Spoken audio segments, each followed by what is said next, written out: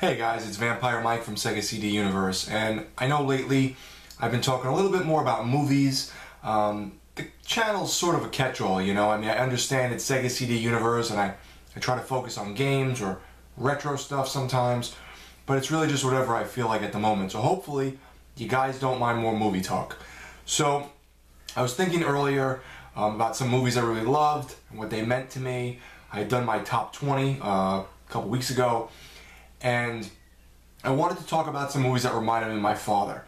So my father and I are very close. He's a really funny guy. Nothing's wrong with him. He's not sick. He's still here. But these are movies that definitely make me feel sentimental, sort of like nostalgic, make me think about my dad, and I just wanted to recommend them anyway. So first off, I'm going to just talk about some movies I didn't pull out or I don't own that remind me of my dad and why. Full Metal Jacket, I'm pretty sure that's one my dad's into that I've watched with him that he cracks up at least during the beginning portion with the drill sergeant. If you haven't seen it, I recommend it, though it does get dark pretty quickly. Mirrors with Kiefer Sutherland, and my dad doesn't have a great memory with stuff with movies, so he won't remember names of movies or people that are in the movies or even the stories really, unless I guess a movie really sticks with him, or maybe if he saw it when he was younger. So with Mirrors, the funny thing about that is he kept seeing commercials and he was like, oh, this looks really good. And then I picked it up for him and I gave it to him one year for Christmas, and he was like, oh, cool. And he had no idea this was the thing he was asking for that he had seen on TV. You know, he forgot the name, I guess. He eventually watched it, and I really liked the movie that I ended up buying it for myself on Blu-ray. Is there one more? Another one would be Chopper. He does like the movie Chopper. He thinks the man is pretty interesting. I've told him stories. We've watched documentaries on Chopper Read, Australia's most famous criminal. You know, I have his autographs on the wall behind the camera, and he always looks at him and checks him out and talks to me about him and stuff. So those sort of remind me of my dad to a degree as well, along with movies like Goodfellas and The Godfather, movies that I know my dad really loves. So these three movies I wanted to recommend to everyone, but also just kind of wax a little bit about, you know, stories and stuff. So first off is Avalon.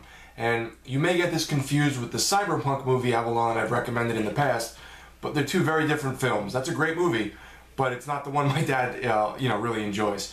So Avalon is a movie about a Jewish family migrating to the United States. Very tight-knit family. Them being Jewish really isn't, I would say, the major aspect of the film. I think if you have a tight-knit family, you could probably relate. Then they start going through the family problems, fighting over money. I remember one point that my dad has mentioned numerous times over the years with our family, which I find funny. There's a part where they're waiting, I think, on Thanksgiving, and they're waiting to cut the turkey for this other family, in their family, you know, aunts and uncles, whatever, to show up. And they cut the turkey before they come. And it becomes this big deal. Like, they cut the turkey, and it's almost like a funny thing, but to them it's not. To them it's serious, because it's like, we drove all the way out here, hours to get here or whatever, and you couldn't wait for us. So my dad always liked that part of the movie, which I found funny. But it definitely has like a feeling of, you know, family coming together to do something. I think they have a business in the movie, some kind of, I want to say, it's been years since I've seen it now, I want to say it's like manufacturing of clothing or distributing of something. I forget exactly what it is, but it's a very good movie to talk about, you know, family bonds and family ties, and then sort of the issues you have with family that just kind of arise over the years. But great film, again, one of my dad's favorites. And something I forgot to almost mention, my dad had one of his cousins who was, I guess, a second cousin to me, who has passed away since, named Richie.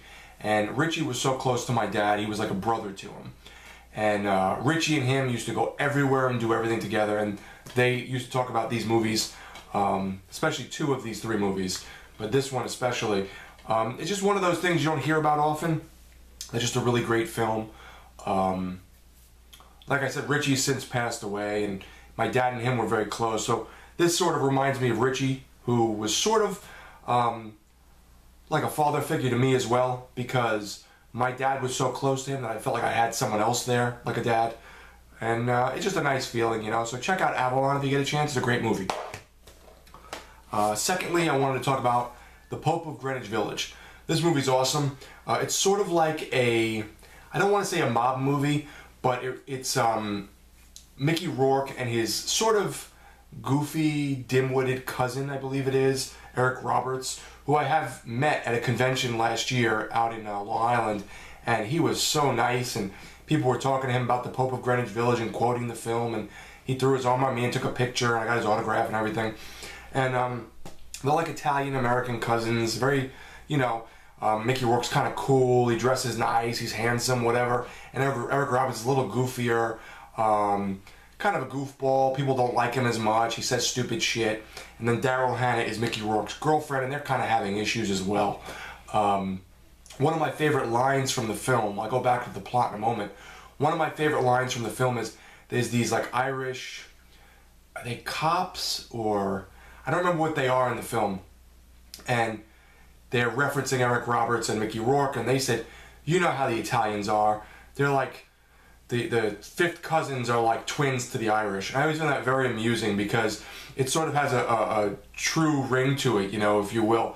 There's so many family members that, in Italian families that are very close, but their bloodline is now spread so thin that they're probably like hardly related, you know, but to them they're almost like oh, this is like my brother almost, but it's like a fifth cousin removed. Anyway, the story's pretty much about their relationship, you know, Mickey Rourke and Daryl Hannah's, but also Mickey Rourke's with Eric Roberts, and Mickey Rourke and Eric Roberts end up doing this like job for like this, they're like small-time hoods, that's the best way to put it, gambling, stuff like that.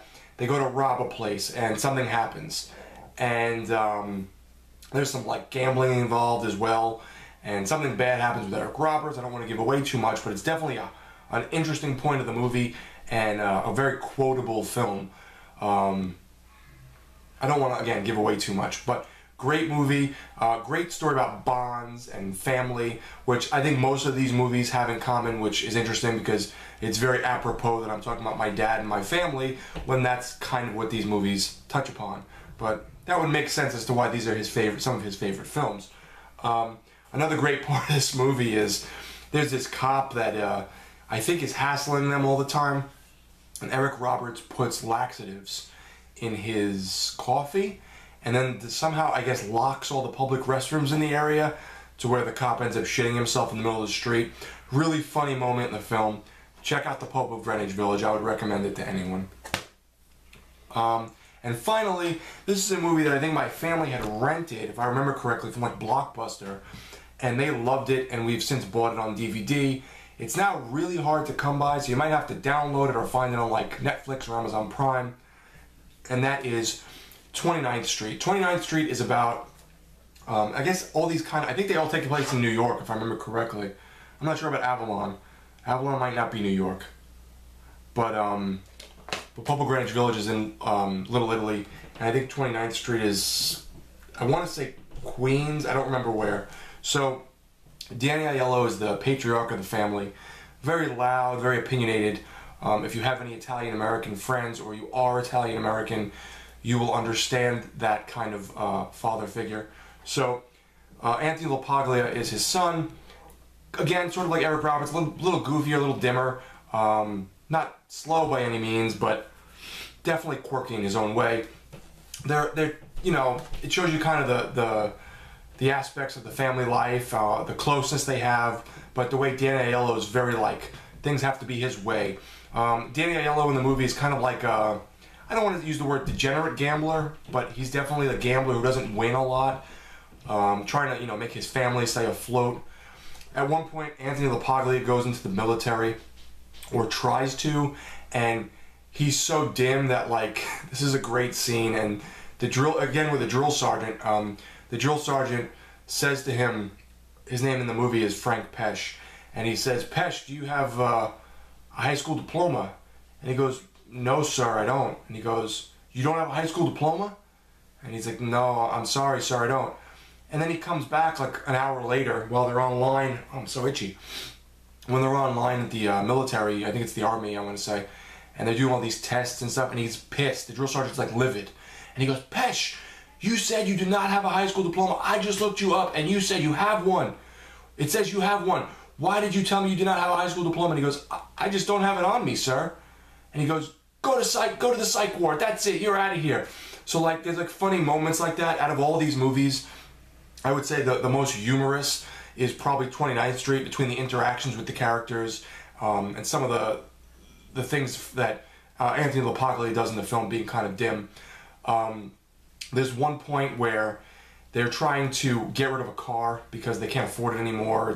And they don't like the car. I think they send the brother, there's an older brother in the movie, who is actually played by the real Frank Pesh. Frank Pesh was one of New York State's first lottery winners, and this is sort of semi-biographical about him, but Anthony LaPaglia is the one who plays him in the film. And they get this car, and they send the brother in to get it. He's like, I'll get a good deal. He thinks he's really cool. I'll get a good deal on the car. I'll get exactly what we want for the price we want. And he comes out, and I think they kind of like burn him on the price, and the car is like an ugly, like gold mist with like a maroon top. It doesn't even match, and they want to get rid of the car, so they go to this like stupid cousin they have in Bud Lake, New Jersey, I think it is, and they drive it into the swamps and push it in and try to lose it. So a certain amount of time has to pass before you can do an insurance claim. And Danny Aiello goes to the insurance office waiting for the money now, the 90 days or whatever is up. And he's sitting there kind of, you know, waiting for the check to come through. And the lady at the desk goes, let me make one more phone call just to make sure they didn't find your car. We feel so bad it got taken and stolen. You know, the whole fake story about what happened with the car that they had to tell to, you know, try and recoup this money now for this car they didn't want. And she's on the phone with the phone on her, and she's like, uh-huh. Yeah, and she goes, gold mist, because the color of the car is like gold. And he goes, no, aqua velva, because of the aftershave he's wearing. He's so like goofy and excited about the money, he forgets what she's talking about. And they find the car, the insurance company finds the car, and it's like at the bottom of the swamp, and it's wrecked. So now they have this car back that's like just not even drivable, obviously, and it's disgusting and covered in swamp water.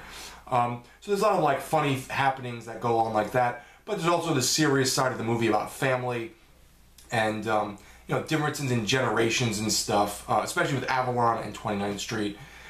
Just great family movies. I don't know if I'd say to watch them with like little kids, but if you have maybe teenage kids, there's something kind of here for everyone, even if you don't have that Italian-American thing.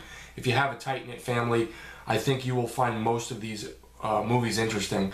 My buddy Dean will definitely like these movies. I don't know if he's seen any of them, so Dean, let me know in the comments if you've seen any of these films. And yeah, these are just some movies that really remind me of my dad, that I think speak to an older generation, my dad's age, a little bit of a younger generation like mine, and maybe one day, if I have children, I'll, you know, watch these movies with them too. So thanks guys for watching. It's Vampire Mike from Sega CD Universe. Let me know down in the comments if you've ever seen any of these movies and what you thought. Be good.